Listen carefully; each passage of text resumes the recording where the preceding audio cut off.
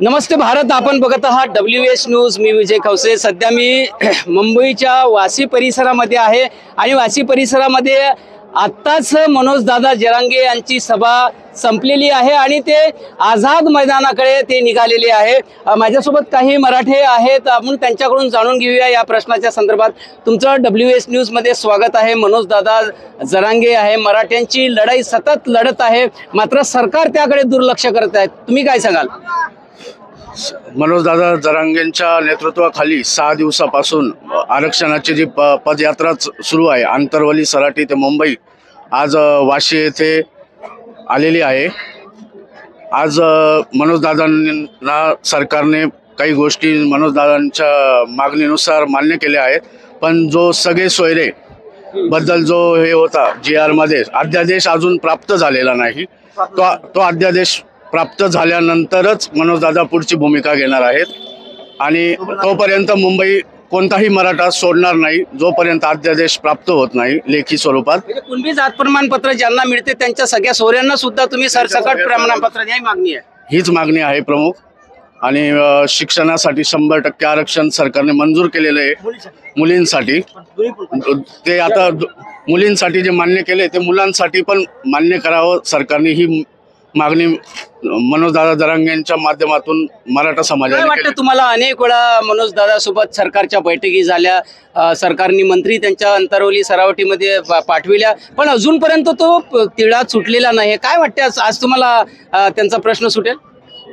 निश्चित आम्हाला खात्री आहे तिढा नक्की सुटेल। मनोज दादांच्या अथक प्रयत्नाला नक्की न्याय मिळेल, यश मिळेल, हीच आमच्या सगळ्या मराठा समाजाची इच्छा आहे, स्वप्न आहे आणि ते मनोज दादांच्या अथक प्रयत्नामुळे नक्कीच पूर्ण होणार याची आम्हा सगळ्या मराठा समाजाला खात्री। तुम्हाला काय वाटते, सरकारवर विश्वास आहे तुमचा? कारण गेली 40 वर्षापासून मराठे या मागणीसाठी झटत आहे, पण अजूनपर्यंत सरकार किती आली किती गेली पण प्रश्न सुटला नाही।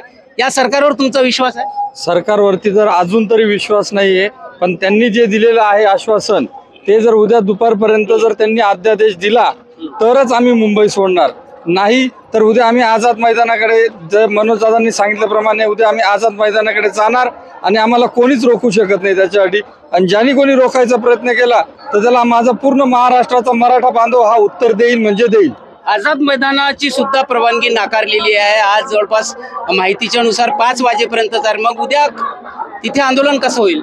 आंदोलनाची दिशा ही आधीपासूनच ठरलेली होती। या सरकारने जाणून बुजून या गोष्टींचा काय परवानगी द्यायची की नाही द्यायची, पण आम्ही गेल्या महिन्याभरापासून त्यांना सांगितलेलं की आम्ही आझाद मैदानावरती आम्ही आंदोलन करणार म्हणजे करणार, तर त्याच्यासाठी त्यांनी आत्ता परवानगी नाकारलेली आहे। त्याच्यासाठी आम्ही थांबूच शकत नाही। मग तो आनंदाचा गुलाल पण उडवण्यासाठी आम्ही आझाद मैदानावर जाणार नाही। जर त्यांनी जर आमच्या मागण्या मान्य केल्या तरी आम्ही आझाद मैदानावरती जाणार। निश्चितच आरक्षणाच्या मागणीसाठी सुद्धा तिथे आम्ही जाणार आणि मागणी पूर्ण जर झाली तर आनंदाचा गुलाल उडवण्यासाठी तरी जाणार। ताई, तुम्ही काय सांगाल? अनेक वर्षापासून ही मागणी आहे पण मराठ्यांना आरक्षण मिळत नाही। आज जरांगे साहेब गेले 6 दिवस झाले पदयात्रा त्यांची, आज काल रात्री नवी मुंबईमध्ये पोहोचले आहे। APMCला रात्री ते पोहोचले, फार उशिरा आले आणि आज त्यांनी वाशी शिवाजी चौकामध्ये खूप मोठी सभा भरली आणि त्यांनी काही सूचना दिलेल्या आहेत की मुलींना 100% आरक्षण मिळणार आहे शिक्षणासाठी वगैरे, आणि पुढचे राहिलेले त्यांचे आता जे मराठा आरक्षणचं आहे ते उद्या आझाद मैदानचा निर्णय जेव्हा होईल त्याच्या आधी जर त्यांनी इथे आम्हाला निर्णय दिला की बाबा तुम्हाला मराठा आरक्षण मिळालंय तर ठीक आहे, आणि जर नाही मिळालं तर उद्या सगळे आम्ही जरांगे साहेबांना आशा आहे का मिळेल का म्हणून?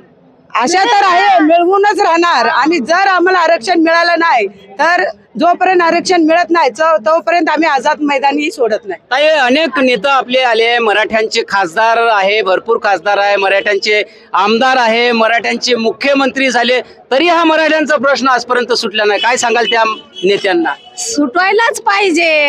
आणि एक तर हे आहे मुलं आणि मुली याच्यामध्ये फरक करायचाच नाही। हा, जे एवढे मुलं आले तर एवढ्या मोठ्या संख्येने कशासाठी आलेत? नोकरी आणि आरक्षण याचाच निश्चय करून आलेले आहेत। त्याच्यासाठी त्याला न्याय सेम आला पाहिजे दोघांचा। मुलं आणि मुली याच्यामध्ये फरक नाही केला पाहिजे। सरसकट प्रत्येकाला शिक्षणाबाबतीत मोफत शिक्षण भेटलं पाहिजे। का तर आम्ही गावावर नांदेडच्या, पण फक्त इथं कशासाठी आल्या? आपल्या ह्याच्या शाळेचा प्रश्न सोडण्यासाठी, का तर आपल्याकडे पैसे नाहीत. मग पैसे नसल्यामुळे शिकायला तिथं भेटलं नाही, म्हणून 4 पैसे हे करून आपल्या तरी मुलांचं भविष्य चांगलं व्हावं म्हणून आज आम्ही मुंबईला आले. आज 27 वर्षापासून मी इथं राहते. तर मुलं आणि मुलाच्या म्हणजे मुली ओबीसी मनोज दादा म्हणतात का ओबीसी मधून आम्हाला आरक्षण पाहिजे, पण एकीकडे दुसरीकडे जे आहे छगन भुजबळ त्यांच्या विरोधात मोठ्या सभा. जाऊ द्या हो, आपलंच मराठी लोकांचं आरक्षण पाहिजे. छगन भुजबळ काही बोलतात, त्यांचं सगळं झालेलं आहे. हा, सगळ्यांचं ओबीसी मनोज दादा ओबीसीच्या कोट्यातून म्हणतात, आधी सेपरेट म्हणत होते, आता ओबीसी मधून म्हणत आहे. मग ओबीसी मधूनच पाहिजे, का तर सगळे श्रीमंत नाही आहेत. समाज असा आहे की सर्वसाधारण समाज आहे. जर मरूही शकणार आणि करोडपती आहेत, सगळ्यांकडेच पैसा आहे. प्रत्येक समाज असं नाही वाटत का मग ओबीसी आणि मराठ्यामध्ये वाद निर्माण होत आहे म्हणून? नाही, हा वाद निर्माण नाहीच आहे. मराठा बांधवांची 1967 आधीच्या कुणबी नोंदीत आमच्या नाही, बिलकुल ज्या कुणबी नोंदी आहे त्याचा विरोध नाही ओबीसींना. कुणबी नोंदीत आमच्या 54 लाख, त्या 54 लाख लोक कुणबी नोंदी प्लस नंतर आमचे सगळे सोयरे नंतर सगळे ओबीसी मध्ये जाणार ना. बिलकुल 1994 काही जाती 1994 कुणबी मध्ये घातलेले आहेत. कुणबी म्हणजे ओबीसी मध्ये घातलेले आहेत सरकारने. आतापर्यंत जितके मुख्यमंत्री झाले मराठ्यांचे, एकानी पण जातीकडे दुर्लक्ष, सगळ्यांनी दुर्लक्ष केलेलं आहे. एकाने पण जातीकडे लक्ष केलेलं नाही. ज्यांनी दुर्लक्ष केलं, जे मराठा आमदार खासदारांनी जे जाणीवपूर्वक केलं असेल किंवा त्यांना काही भीती असेल, त्यांनी जे दुर्लक्ष केलेलं आहे याचे परिणाम तर नक्कीच सगळ्यांना. तर समजा यावेळेस जर आता प्रश्न सुटला नाही आणि येणाऱ्या 2 महिन्यात 3 महिन्यानं लोकसभेच्या निवडणुका आहे आणि त्यानंतर विधानसभेचा, मराठे काय निर्णय घेतील? त्यावेळेस योग्य निर्णय घेतील मराठे. सगळ्यांची जागा दाखवली जाईल त्यावेळेस. मराठ्यांवर जो अन्याय चाललाय त्याचा बदला नक्की मराठे काढतील. जितका अन्याय झाला ना त्याची योग्य जागा दाखवणार मराठा. आणि सर्वानुमते एक निर्णय घेऊन आम्ही सर्वांना योग्य ती जागा दाखवणार म्हणजे दाखवणार. दादा जे बोलतील ते करणार. निश्चितच मराठ्यांना यावेळेस जर समजा आरक्षण दिलं नाही तर येणाऱ्या निवडणुका, आधी लोकसभेची निवडणूक आहे, त्यानंतर विधानसभेची निवडणूक आहे, या दोन्ही निवडणुकीमध्ये आम्ही तुम्हाला जागा दाखवून देऊ, नाहीतर तुम्ही आम्हाला आरक्षण द्या, अशीच मागणी या आज वाशी येथील सभेमध्ये सुद्धा करण्यात आलेली आहे. आणि संबंधित जे मराठा बांधव आहे त्यांची सुद्धा हीच मागणी आहे. बघत राहा WS न्यूज, लाईक करा, सबस्क्राईब करा. धन्यवाद. जय भवानी.